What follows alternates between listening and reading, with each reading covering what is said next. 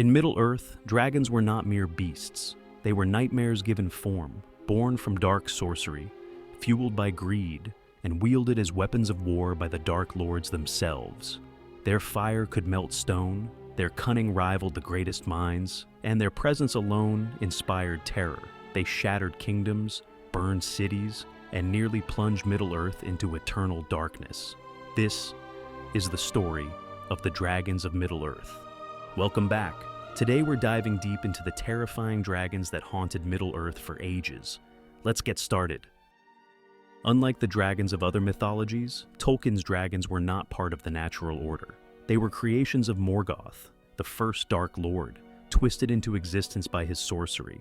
Morgoth sought a weapon to rival the elves and men of Middle-earth, one that embodied destruction, greed, and malice.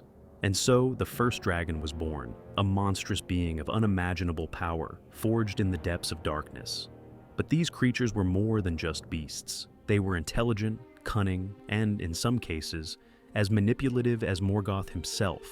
Their power came not only from their massive size or fire-breathing abilities, but also from their dark magic, deception, and insidious ability to corrupt those they encountered. The first of his kind was Glaurung, the father of dragons.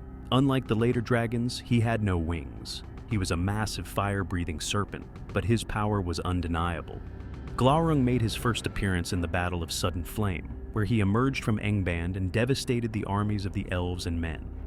But Glaurung's greatest weapon was not his fire, it was his mind. He wielded a sinister power. He could control and corrupt the minds of others, twisting their will to serve his dark purpose and bending even the strongest to despair. His most infamous victim was Turambar, a great warrior of the First Age. With his magic, Glaurung deceived and manipulated Turin into committing horrific mistakes, leading to the tragic downfall of his own family. In the end, Turin did slay the beast, but not before Glaurung had condemned him to despair. For a time, Glaurung alone brought devastation to Middle-earth. His fire left cities in ruin, and his cunning broke even the strongest of warriors.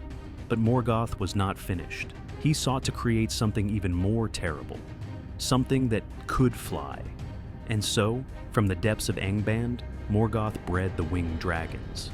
These were more powerful than anything the world had seen before, raining fire upon their enemies from the skies.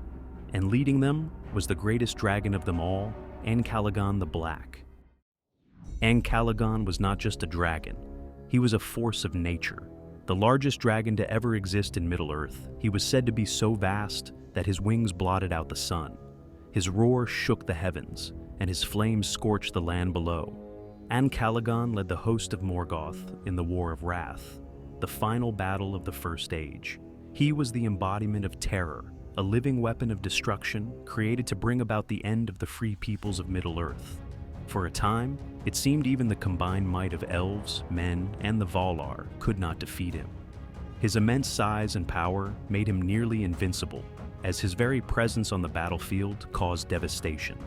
That is, until the great mariner Arundel took to the skies in his ship, Vingilad, wielding the light of a Silmaril.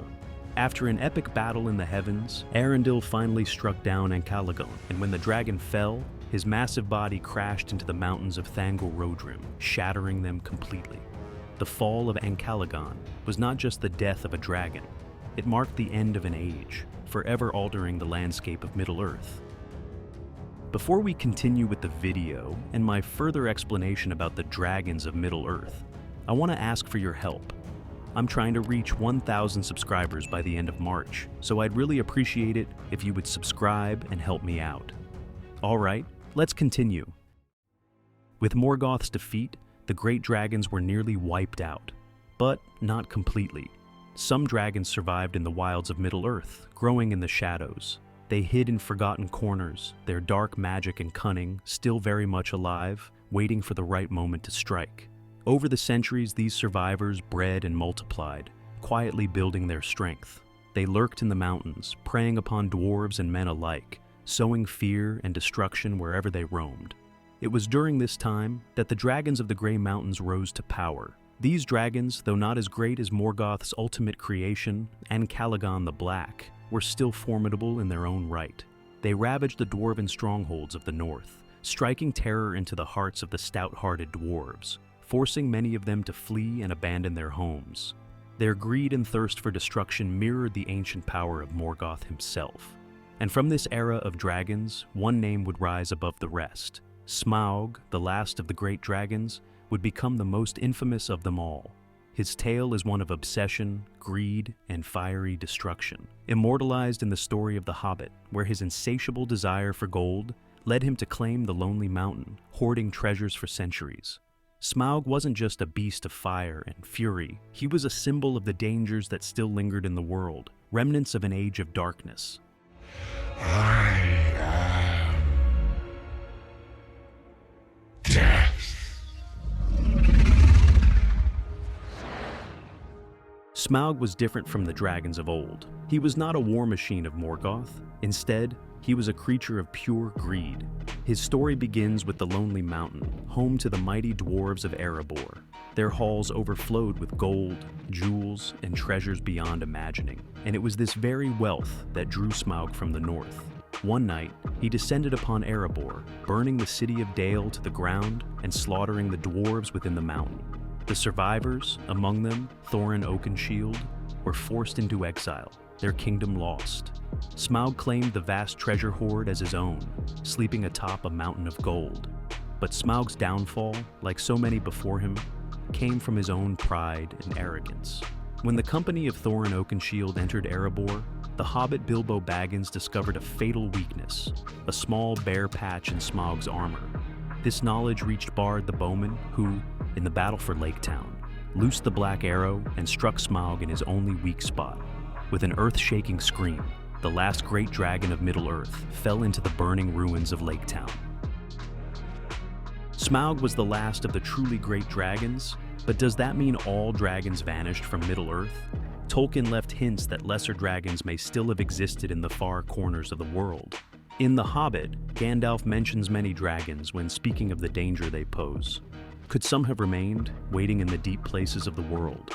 Perhaps the fire of the dragons was never truly extinguished. The dragons of Middle-earth were more than just monsters. They were the ultimate expression of greed, destruction, and power. From Glaurung's mind control, Ancalagon his earth-shattering fall, to Smaug's deadly cunning, each dragon left an indelible mark on Middle-earth's history. They were the weapons of the Dark Lords, the bane of kings, and the doom of empires. Though their time has passed, the legend of Middle-earth's dragons will burn on forever. If you enjoyed this video, subscribe and like for more videos like this. It's a small click for you, but it means a lot to me. Thanks for watching, and as always, see you on the next one.